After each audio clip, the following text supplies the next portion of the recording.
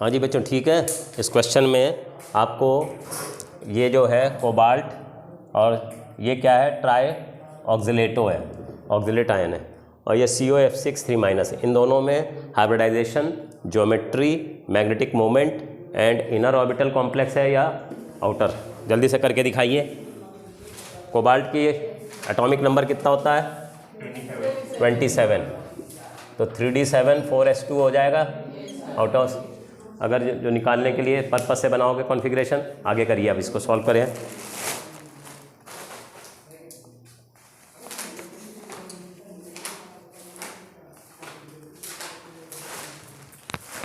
दोनों चीज़ें आपको लिखनी पड़ेंगी, कॉन्फ़िगरेशन ग्राउंड स्टेट में और एक्साइटेड स्टेट में।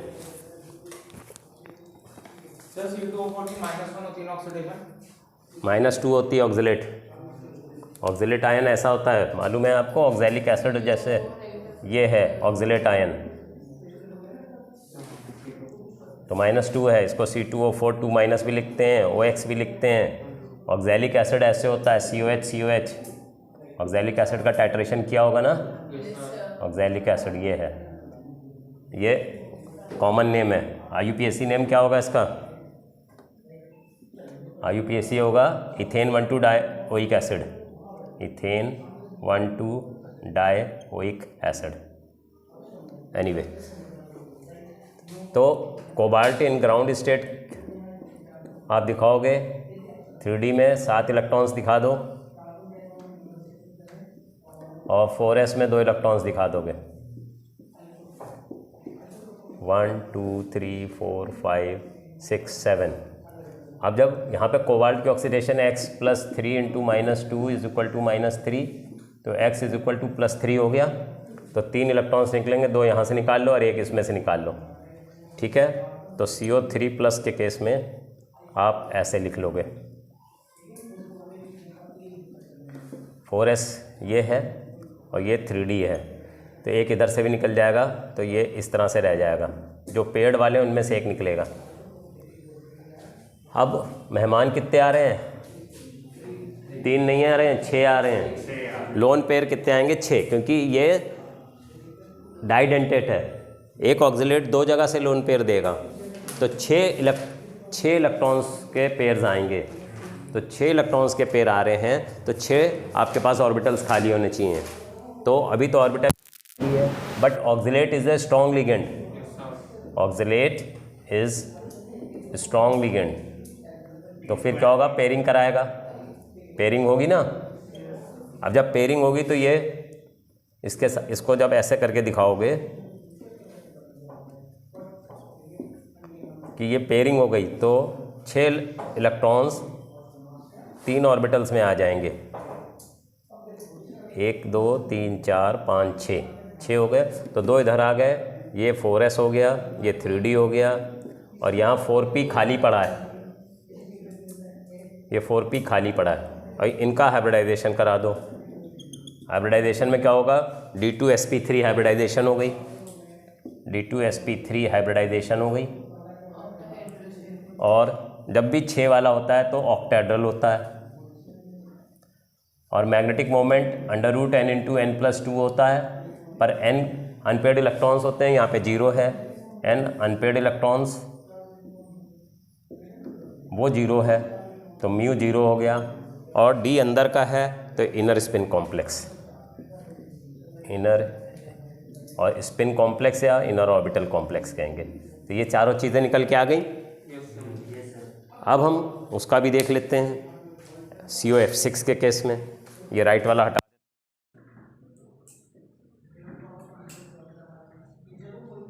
COF6 के केस में क्या होगा कि पेयरिंग नहीं होगी।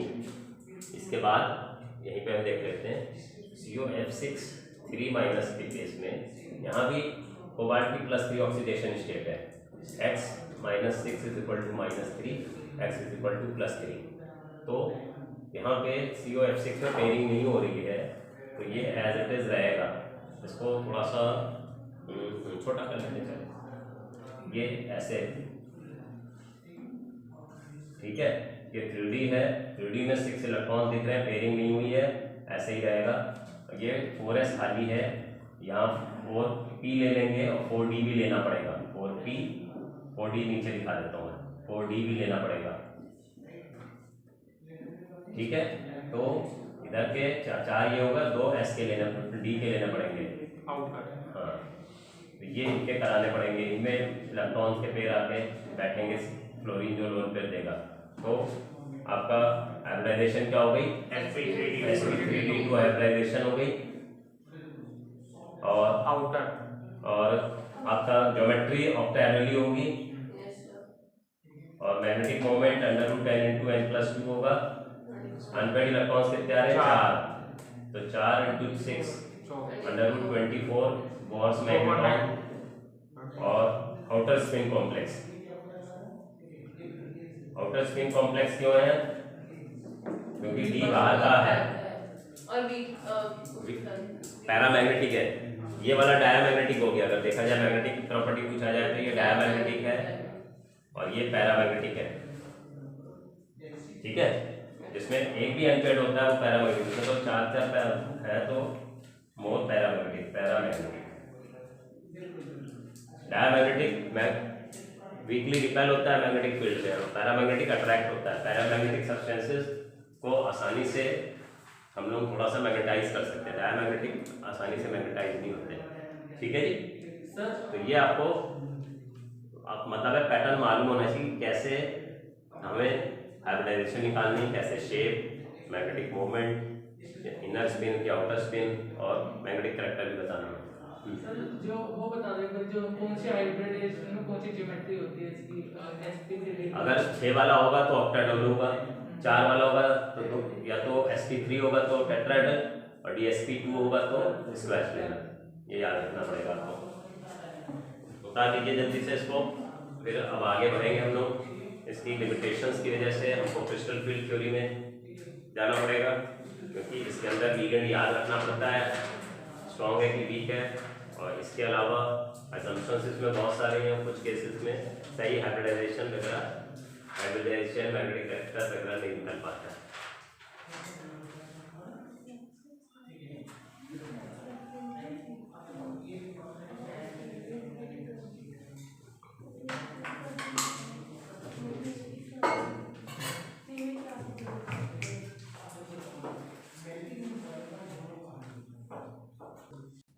ठीक है बच्चों, ये स्ट्रॉन्ग रीजन है और इनके केस में पेयरिंग होती है।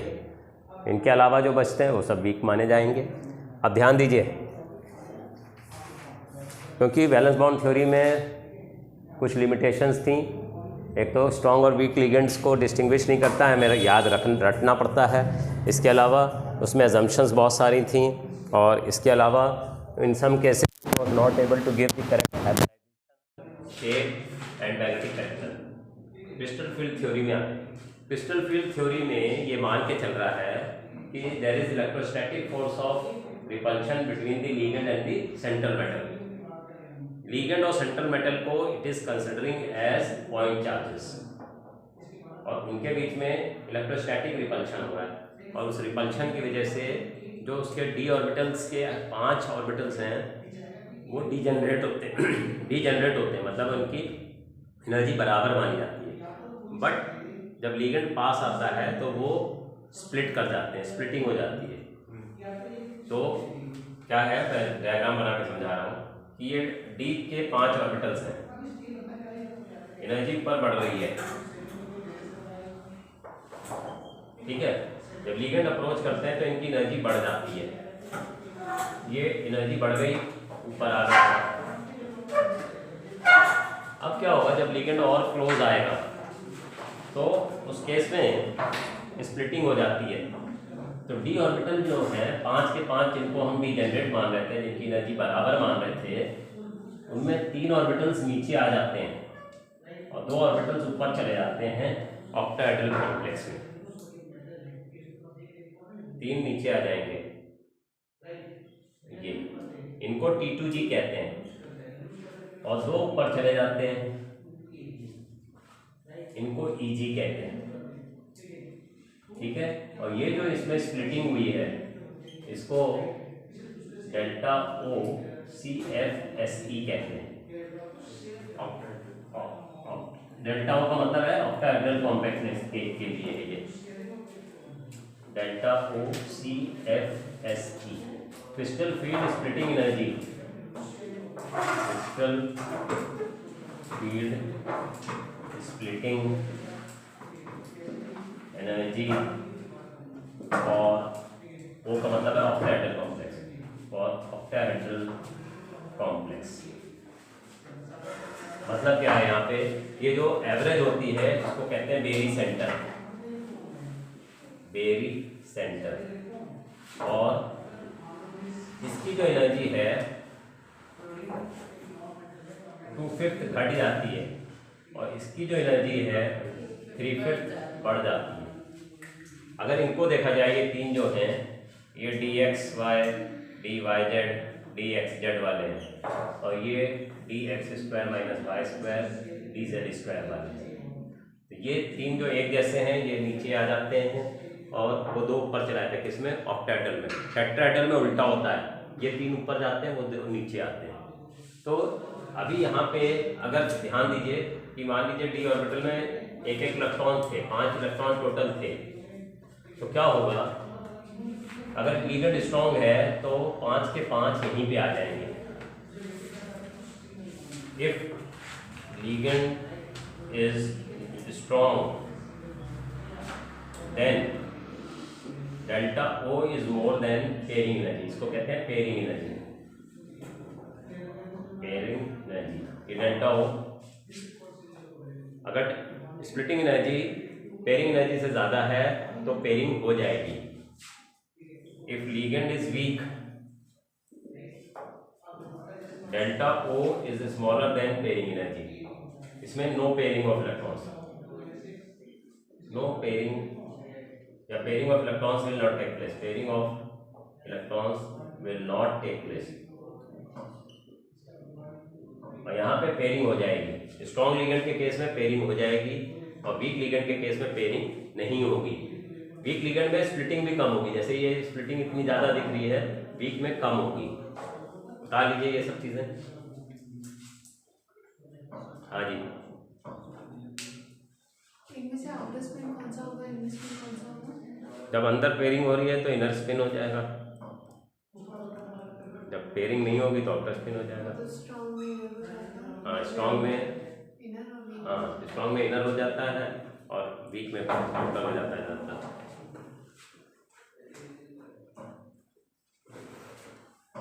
जो ऑक्टाहेड्रल की स्प्लिटिंग होती है वो ज़्यादा होती है टेट्राहेड्रल से हमेशा।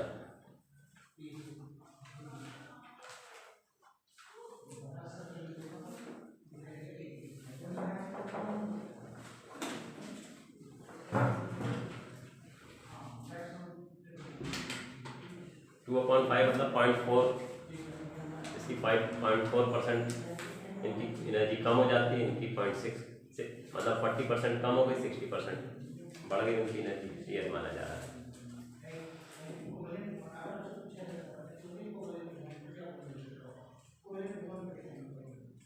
ठीक है, इसमें मान के क्या चल रहे हैं, इसमें दो चीज़ें मेन मान के चल रहे हैं। एक तो कि the central metal and the ligand are behaving like point charges, और दूसरा there is electrostatic repulsion between them. ये लेफ्ट वाला हटा देते हैं, लेफ्ट वाला तो काट दिया होगा, यहीं पे लिख देता हूँ जो मेन पॉइंट मान के चल रहे हैं।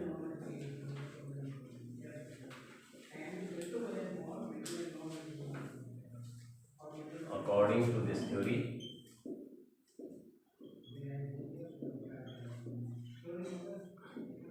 number one, the ligand and the central metal are behaving like point charges. There is electrostatic repulsion between them. जो सेंट्रल मेटल है उसका जो डी ऑर्बिटल है उसमें इलेक्ट्रॉन्स हैं, वो भी नेगेटिवली चार्ज है, और लिगेंड्स के पास इलेक्ट्रॉन्स हैं, उनके पास भी नेगेटिव चार्ज है तो उनमें रिपल्शन होगा, और जब लिगेंड्स अप्रोच करेंगे तो स्प्लिटिंग हो जाती है। When the ligands approach the d orbital of central metal, then due to repulsion energy increases of orbitals increases and splitting of d orbital takes place। उसमें स्प्लिटिंग हो जाती है, जब ज़्यादा पास आ जाते हैं रिपल्शन बढ़ जाता है तो d ऑर्बिटल जिनकी एनर्जी बराबर मानी जा रही थी वो स्प्लिट कर जाते हैं। ठीक है, इसको डीजेनरेट ऑर्बिटल्स कहते हैं। डीजेनरेट ऑर्बिटल्स मतलब एनर्जी बराबर सी है। हाँ जी सर, जो 5 इलेक्ट्रॉन्स पहले डिस्ट्रीब्यूटेड थे तो इसमें वो नीचे को आ गए। जिसकी एनर्जी कम होगी पहले उसमें पड़ेगा, पानी अगर बरसेगा ठीक है तो बह के कहाँ जाएगा, जो नीचा पॉइंट है। जिसकी एनर्जी कम है उसमें पहले भरा जाएगा, जिसकी एनर्जी ज़्यादा है वो तो बाद में जाएगा। तो मतलब इसमें 5 से नीचे ही आ गया। 6 होते तो 6 भी यहीं आ जाते, 7 होते तो 6 नीचे आते, ऊपर जाना पड़ता। जिसकी एनर्जी कम है पहले उसमें भरेंगे और ठीक है ना, और वो प्रिंसिपल क्या कह रहे हैं, जिनकी एनर्जी कम है पहले उनको इलेक्ट्रॉन्स दो। हाँ जी उतारिए। मेन बात ये ध्यान रखनी है कि इसमें इलेक्ट्रोस्टैटिक रिपल्शन मान रहा है, दोनों को पॉइंट चार्जेस की तरह मान के चल रहा है, सेंट्रल मेटल को भी और लिगेंड को भी। तो सेंट्रल मेटल के जो d ऑर्बिटल्स हैं उनमें इलेक्ट्रॉन्स हैं, वो भी नेगेटिवली चार्ज है। लिगेंड्स के पास लोन पेयर है, वो भी नेगेटिवली चार्ज है। जब पास आएंगे तो रिपल्शन होगा, रिपल्शन की वजह से एनर्जी बढ़ जाएगी। जब और क्लोज आता है तो फिर स्प्लिटिंग हो जाती है। इसी को डी ट्रांजिशन भी कहते हैं। स्प्लिटिंग हो रही है, इसी को डी ट्रांजिशन भी हम कह देते हैं। स्प्लिटिंग अगर ज़्यादा हो रही है तो पता चल जाएगा कि ये स्ट्रॉन्ग लिगेंड है। स्प्लिटिंग अगर कम हो रही है तो वीक लिगेंड है। जो नीचे ऑर्बिटल जाते हैं तीन उनको T2G कहते हैं, जो ऊपर जाते हैं उनको EG कहते हैं, ऑक्टाहेड्रल कॉम्प्लेक्स में। ठीक है, तो जो स्ट्रॉन्ग लिगेंड होंगे उनके केस में CFSC जो डेल्टा वो की वैल्यू होगी वो ज़्यादा होगी, और जो वीक लिगेंड होंगे उनके केस में कम होगी। तो उनको जब एक ऑर्डर में अरेंज करते हैं तो उसको हम स्पेक्ट्रोकेमिकल सीरीज कह देते हैं।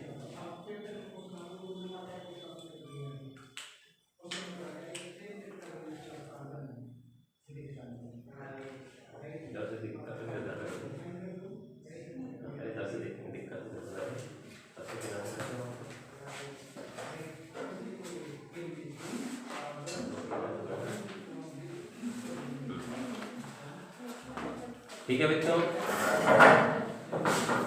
क्लियर हो गया थोड़ा? अब ध्यान दीजिए, अगर आपसे कहेगा कि इसके अंदर कॉन्फ़िगरेशन क्या होगी, अगर इसके अंदर पूछा जाए कॉन्फ़िगरेशन क्या लिखोगे, तो आप लिखोगे T2G में 5 EG 0, क्योंकि पांचों इलेक्ट्रॉन्स T2G में आ गए, तो T2G में 5 और EG में कुछ भी नहीं गया, वो 0 हो गया। अगर यहाँ पे 4 इलेक्ट्रॉन्स होते तो चारों T2G में आते, बट 8 होते तो क्या होता, 6 नीचे आते और 2 ऊपर जाते। ठीक है ना, तब वो EG2 लिखा जाता। सर पहले नीचे जाएंगे ना? पहले नीचे जाएंगे, नीचे वालों की एनर्जी कम है, पहले इसमें आएगा फिर उसमें जाएगा।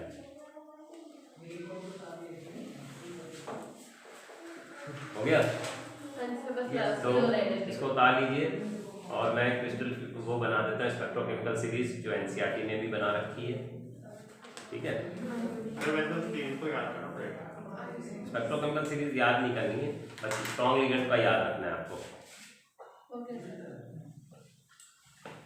ये ऊपर वाला हटाते हैं और ये डायग्राम भी हटाते हैं, यहीं पे आपको स्पेक्ट्रोकेमिकल सीरीज निकाल देते हैं। स्पेक्ट्रोकेमिकल सीरीज आपसे पूछा जाए क्या होता है तो आप क्या कहोगे?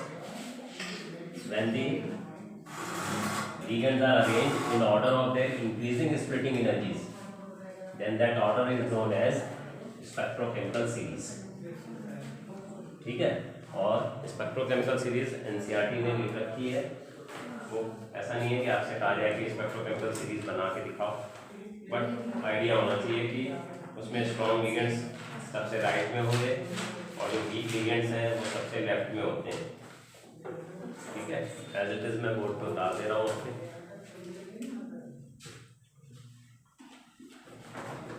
स्पेक्ट्रोकेमिकल सीरीज, ये सबसे कम एनर्जी आई माइनस की दिखा रहे हैं, फिर बी आर माइनस की, फिर एस सी एन माइनस की, फिर सी एल माइनस की, फिर एस के ऊपर 2 माइनस, फिर एफ माइनस, फिर ओ एच माइनस।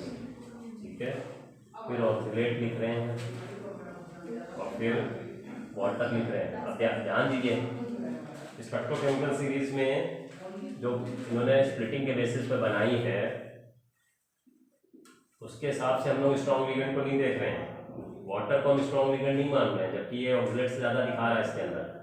ठीक है, अमोनिया को भी हम इतना स्ट्रॉन्ग नहीं मान रहे जितना EDTA को मानते हैं, तो इसीलिए हम लोग को स्ट्रॉन्ग लिगेंड्स को रखना पड़ता है। बट ये जो है CO सबसे स्ट्रॉन्ग है, फिर CN है, ये सब ठीक है, ये भी स्ट्रॉन्ग, ये स्ट्रॉन्ग, ये स्ट्रॉन्ग, ये सब स्ट्रॉन्ग है, ये पेयरिंग कराते हैं, ये भी स्ट्रॉन्ग है, ये भी स्ट्रॉन्ग है। ठीक है, तो आपको थोड़ा सा याद रखना पड़ता है, ये सब वीक है। Spectrochemical series when the ligands are arranged in order of their increasing or decreasing splitting energies, increasing or decreasing splitting energies।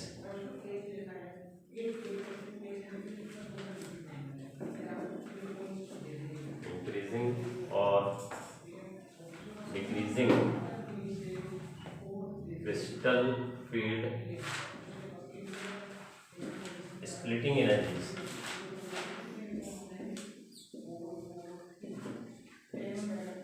ठीक है, तो उसको हम स्पेक्ट्रोकेमिकल सीरीज कह देते हैं।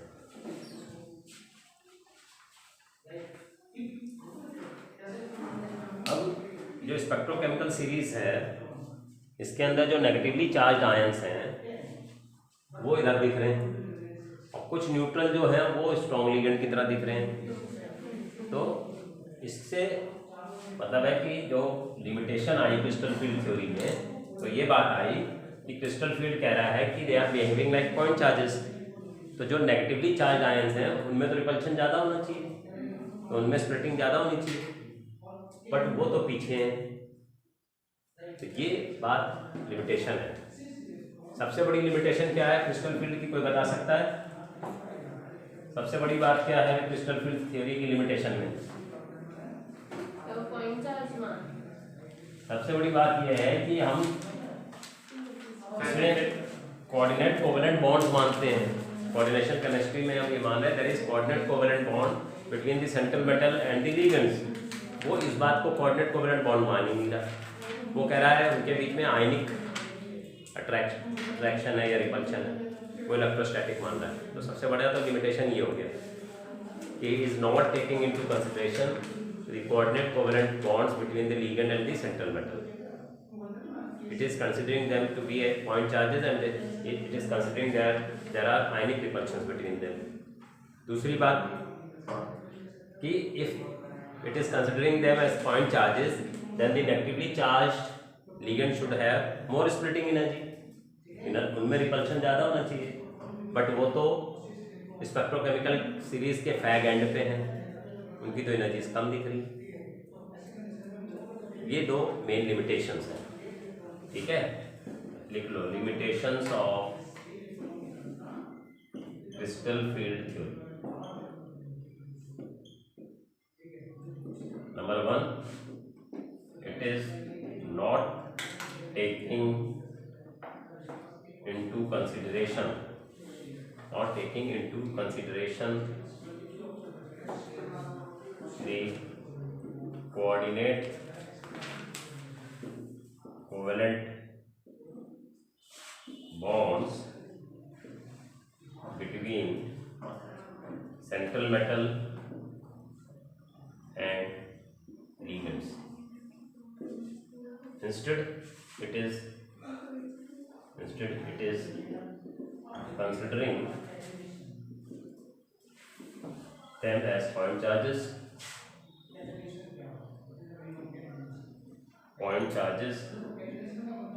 and interaction between them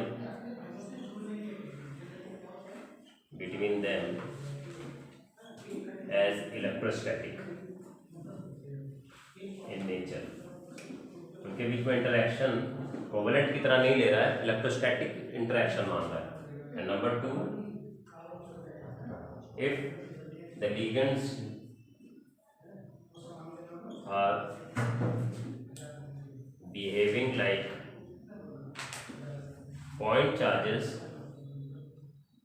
then negatively charged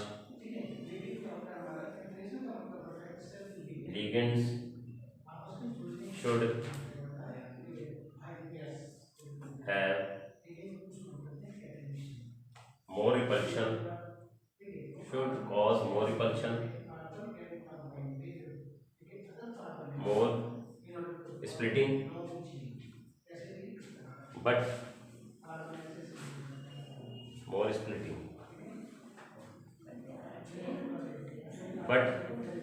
they are at the fag end of spectrochemical series. ठीक है, उनको तो आगे होना चाहिए था, वो सबसे पीछे हैं. तो ये दो limitations main crystal field theory की हैं. इज इट क्लियर बच्चों? चलिए अब हम लोग कुछ एनसीईआरटी के क्वेश्चंस देखेंगे. इस चीज को आप उतार लीजिए जल्दी से, फिर एनसीईआरटी के क्वेश्चंस देख लेते हैं.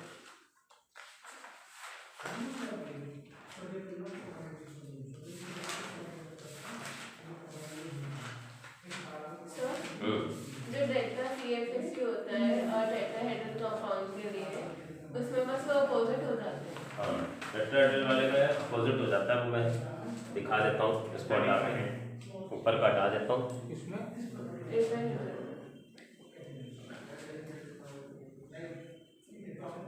टेट्राहेड्रल में जो है 4 ही लिगेंड्स होंगे और इसके केस में उल्टा हो जाता है. और टेट्राहेड्रल वालों की एनर्जी स्प्लिटिंग कम होती है, हमेशा 4/9 ऑफ ऑक्टेहेड्रल होता है. तो इसको इस तरह से हम देख सकते हैं कि मान लेते हैं ये 5 हैं, एनर्जी बढ़ गई इनकी. ठीक है, और जब स्प्लिटिंग होगी ध्यान देना इसमें, 2 वाले नीचे आ जाएंगे और 3 वाले ऊपर चले जाएंगे. ठीक है, ये Tg वाले नीचे आ गए और T2g वाले ऊपर चले गए और ये डेल्टा T कहलाएगा, डेल्टा T CFSE. और ध्यान रखना है delta O CFSE is equal to delta T CFSE is equal to 4/9 of delta O. Tetrahedral की स्प्लिटिंग हमेशा कम होती है ऑक्टाहेड्रल से. ऑक्टाहेड्रल में स्प्लिटिंग या रिपल्शन ज़्यादा होता है. ठीक है, ये तो वही वेरी सेंटर हो जाएगा इसका, इनकी एवरेज एनर्जी वही होगी. और ये जो है ये 3/5 घट जाते हैं और ये 2/5 बढ़ जाते हैं. ठीक है, ये टेट्राहेड्रल के लिए है. इलेक्ट्रॉन्स अब भरे जाएंगे, वो पहले इजी में भरे जाएंगे, पहले इसमें भरे जाएंगे जिसकी एनर्जी कम है. मान लो 5 इलेक्ट्रॉन्स अगर हैं तो 4 इलेक्ट्रॉन्स तो यहाँ आ जाएंगे, 1 इलेक्ट्रॉन ऊपर चला जाएगा. इस तरह से ये टेट्राहेड्रल के लिए और टेट्राहेड्रल कॉम्प्लेक्स.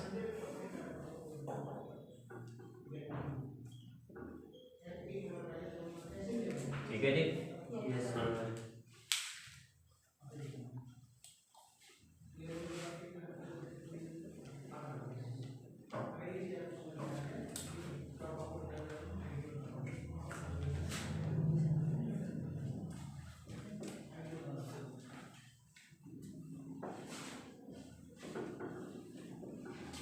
सर स्प्लिटिंग होने के बाद जो डी ऑर्बिटल है वो नीचे भरेगा पहले। हाँ जी, स्प्लिटिंग होने के बाद जिसकी एनर्जी कम है उसमें पहले भरा जाएगा, जिसकी एनर्जी कम है। ऊपर एनर्जी बढ़ रही है, ये दिखाया ना हमने, एनर्जी ऊपर बढ़ रही है। ये पहले सब कह रहे थे हम साथ साथ रहेंगे, और जब लिगेंड पास आया तो स्प्लिट हो गए, 2 ये नीचे आ गए, 3 ऊपर चले गए। टेट्राहेड्रल में ऐसा होता है, ऑक्टाहेड्रल में उल्टा होता है, 3 नीचे 2 ऊपर। ठीक है, उतारिए।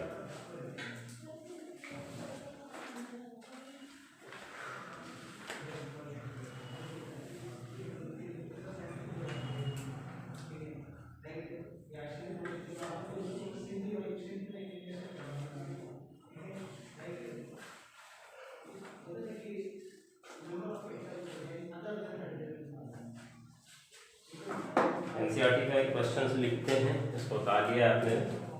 क्वेश्चन इन्होंने दिया है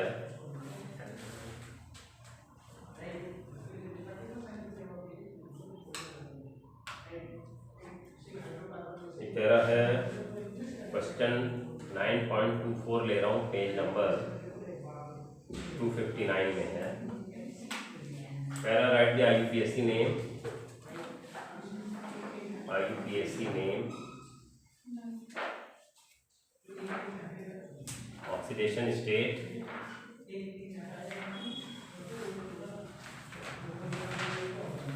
electronic configuration,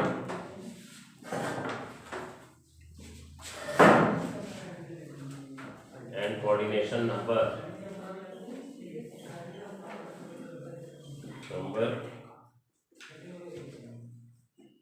stereochemistry and magnetic moment of. पहला क्वेश्चन है, बस एक ही पार्ट ले लेते हैं इसका, पार्ट 1 जो दिया है इन्होंने, के CrH2O twice C2O4 4 times 2 times और डॉट 3H2O। ठीक है, इसका IUPAC नेम क्या होगा बच्चों? पोटेशियम डाई एक्वा, ए पहले आएगा, aqua di oxalato chromate oxidation state +1 + x + 0 -4 = 0, x = 3 हो गया, x = +3 हो गया। ठीक है, और 3 वाटर बाहर है, इसमें कोई चार्ज नहीं है, तो ट्राई हाइड्रेटेड, इसको कहेंगे ट्राई हाइड्रेटेड।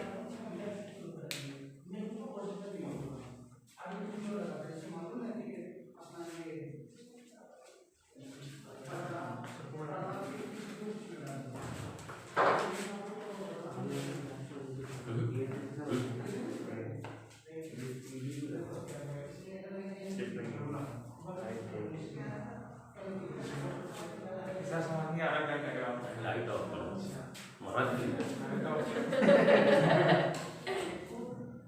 सर एक डाउट था। हाँ जी सर हमारे यहाँ में लास्ट में ये बताते कि जो लास्ट में खत्म होगा उसमें ATE लगाएंगे। जब इसके ऊपर कॉम्प्लेक्स के ऊपर नेगेटिव चार्ज आएगा तब लगाएंगे, तो इसलिए ATE लगा दिया क्रोमेट। ठीक है, कॉम्प्लेक्स पे अगर नेगेटिव चार्ज आएगा तो ATE लगाएंगे, अदरवाइज नहीं लगाते। तो हमने इसका नाम लिख दिया, ऑक्सीडेशन स्टेट क्रोमियम की निकाल ली 3rd, पता चल गया ऑक्सीडेशन स्टेट। इलेक्ट्रॉनिक कॉन्फ़िगरेशन में देखिए क्या करना है, ध्यान दीजिए बच्चों। ये क्रोमियम है, क्रोमियम की +3 है, क्रोमियम 24 होता है, 3d5 4s1 होता है, इसकी बात समझ में आ रही है? एक्सेप्शनल कॉन्फ़िगरेशन होता है, तो 3d3 बचा, क्रोमियम +3 में 3d3 बचा। ये तीनों इलेक्ट्रॉन्स कहाँ जाएंगे? ये स्ट्रॉन्ग लिगेंड है, पेयरिंग कराएगा, तो तीनों किसमें जाएंगे? T2G में। तो आपको इलेक्ट्रॉनिक कॉन्फ़िगरेशन में लिखोगे कॉन्फ़िगरेशन T2G में तीनों EG0। Is it okay? Coordination number कितना बताओगे? कोऑर्डिनेशन नंबर 4 होगा। 6 कितने लोन पेयर देगा? 2 लोन पेयर ये दे रहा है। ऑक्सिलेट अभी पहले बताया था कि ऑक्सिलेट में 2 तरफ से देता है, तो 4 ये दे रहा है, 2 ये 6 हुआ। Coordination number is the number of lone pair of electrons which will be given by the ligand. ठीक है, तो सिंगल सिंगल देते तो बात समझ में आती, 6 लिखते, और ये 2 दे रहा है। EDTA अगर 1 होगा तो कितने देगा लोन पेयर? 6। हेक्साडेंटेट है, 6 देता है, तो एक ही होगा, तो ही उसका कोऑर्डिनेशन नंबर 6 है। यहाँ पे ये 2 दे रहा है एक तरफ से, तो 4 और 2 6, तो कोऑर्डिनेशन नंबर लिख दो 6 नंबर इज इक्वल टू 6, और लिख लो coordination number is the number of pair of lone pair of electrons given by the ligands. ये लिख लो कहीं पे।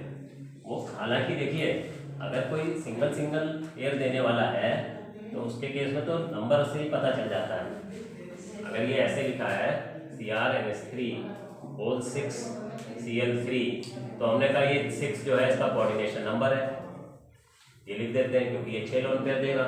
बट जो एक बार में बाइडेंटेट या डाइडेंटेट या हेक्साडेंटेट है तो वो तो ज़्यादा दे रहा है, तो फिर तो 2 इस एक बार में 2 दे रहा है, तो अगर ये 3 हो तो ये 6 हो जाते हैं। ठीक है, तो कोऑर्डिनेशन नंबर 6 हो गया। इसके अलावा स्टीरियोकेमिस्ट्री, इसका शेप क्या होगा? ऑक्टाहेड्रल, 6 लिगेंड्स लगे हैं इक्वल टू ऑक्टाहेड्रल। 4 होते तो टेट्राहेड्रल, फिर वो तो हमें उससे देखना पड़ता वैलेंस बॉन्ड थ्योरी से। DsP2 है, DsP3 है 4 वाले में, 6 वाले में तो देखने की जरूरत ही नहीं, ऑक्टाहेड्रल ही हो। हालांकि इसमें आएगा D2sp3 क्योंकि ये स्ट्रॉन्ग लिगेंड है तो पेयरिंग करा देगा। ठीक है, मैग्नेटिक मोमेंट निकालना पड़ेगा। मैग्नेटिक मोमेंट में देखिए एक अनपेड तो रह जाएगा, ठीक है ना, तो √3 आ जाएगा, अनपेड एक आएगा, तो उतार लीजिए बच्चों।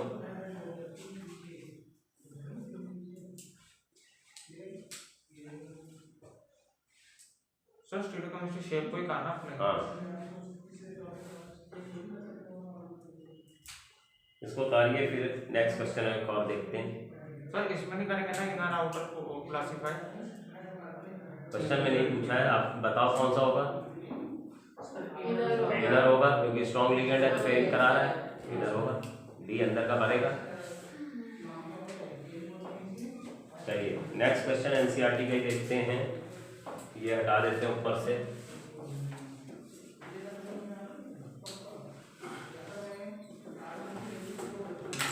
कोऑर्डिनेशन नंबर, तो आपको ये ध्यान रहना है कि coordination number is the number of lone pair, is the number of lone pair of electrons being donated by ligands। ठीक है, तो यहाँ पे 4 ये कर रहा है, 2 ये 6, इसलिए 6 हो रहा है। नंबर से डायरेक्ट क्या पता चलता है? सिंगल सिंगल होता है तो एक सिंगल इलेक्ट्रॉन देने वाले पेयर होते हैं, तो ये 1 पेयर दे रहा है तो 2 पेयर दे रहे हैं, और ये तो 2 दे रहा है तो 4 हुआ। ठीक है, जो ट्राइडेंटेट है वो एक बार में 3 जगह से देते तो 2 ही लगे होंगे तो 6 हो जाएगा। ठीक है, बात समझ में आ रही है? जैसे क्वेश्चन अगर ऐसे लिखा हो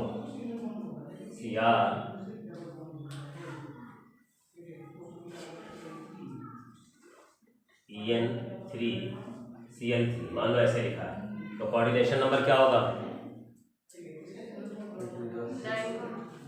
कोऑर्डिनेशन नंबर क्या होगा? 3 देता है ना, ये 6। 2 देता है। अरे यहाँ कह रहे हैं number of lone pair of electrons कितने दे रहा है? EN कितने? EN का मालूम है क्या होता है? CH2 डाइडेंटेट होता है, इथेन 1,2 डायमीन। लोन पेयर यहाँ से भी देगा, यहाँ से भी देगा, तो 2 तरफ से दे रहा है। अगर कॉपर आएगा या यहाँ पे क्रोमियम है, +3 में, तो 2 तरफ से दे रहा है तो 3 कितने तरफ से देंगे 6, तो 6 लोन पेयर आएंगे, तो कोऑर्डिनेशन नंबर 6 होगा। एक और केस देख लेते हैं।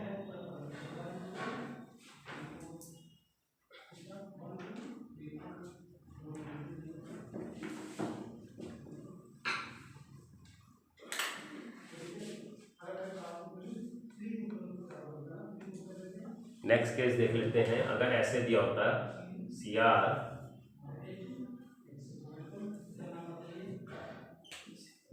अब बताइए इसका कोऑर्डिनेशन नंबर क्या होगा?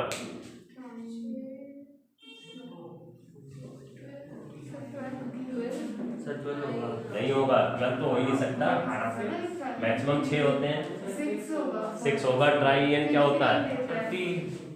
ट्राई में ऐसे होगा CH2 NH CH2 CH2 NH2, इधर भी NH2 है, तो ट्राई अमीन क्या इसको कहते हैं?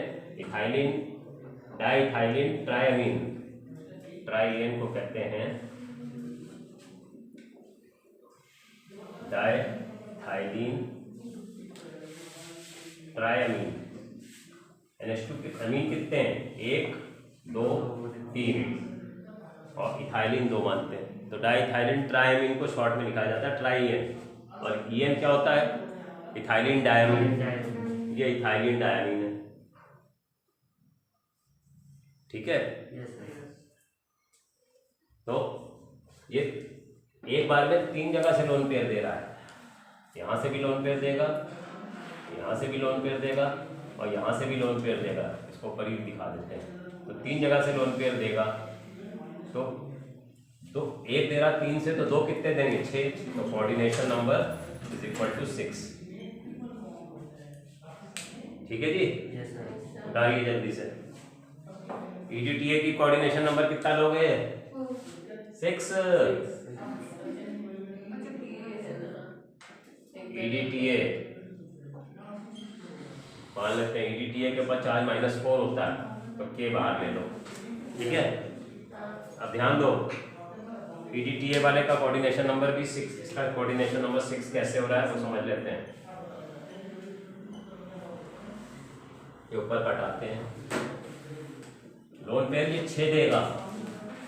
EDTA का फुल फॉर्म क्या होगा? नाम पूरा क्या होगा?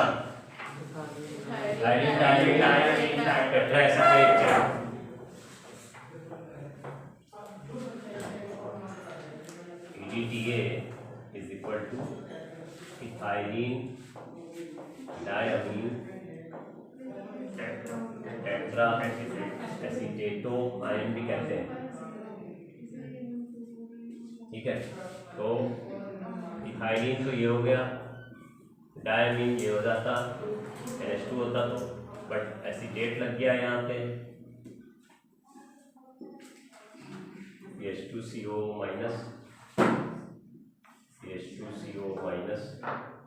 ठीक है। ये लोन पेयर यहाँ से भी देगा, यहाँ से भी, और 4 वो दे रहे हैं, तो कितने हो गए? 6 हो गए, नहीं हो गए? तो EDTA की कोऑर्डिनेशन नंबर 6 माना जाता है। क्रोमियम को अगर दे रहा है +3 होता है ये, तो यहाँ पे दे रहा है ये 6 तरफ से, और जब ऐसा क्लोज कॉम्प्लेक्स बन जाता है तो इसको क्या कहते हैं? चिलेट।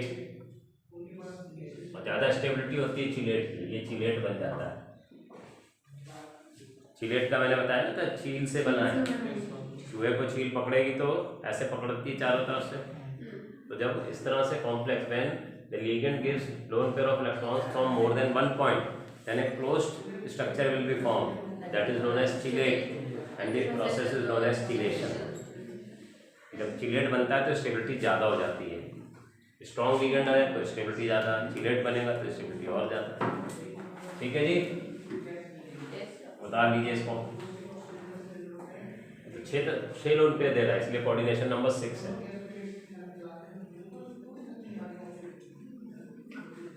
ओके जी, तो काफ़ी कुछ चीज़ें हम लोगों ने कर ली, क्रिस्टल फील्ड थ्योरी कर ली और स्पेक्ट्रोकेमिकल सीरीज कर ली, उसकी स्प्लिटिंग देख ली टेट्राहेड्रल और ऑक्टाहेड्रल कॉम्प्लेक्स के अंदर, और किस तरह से इसके अंदर हम इलेक्ट्रॉनिक कॉन्फ़िगरेशन को P2G EG के टर्म्स में लिखते हैं, कोऑर्डिनेशन नंबर वगैरह कैसे निकालते हैं, ये सब चीज़ें हम लोगों ने कर ली। तो काफ़ी चीज़ें हमारी कवर हो गई इसकी। ठीक है, तो यहीं तक रखते हैं इसको।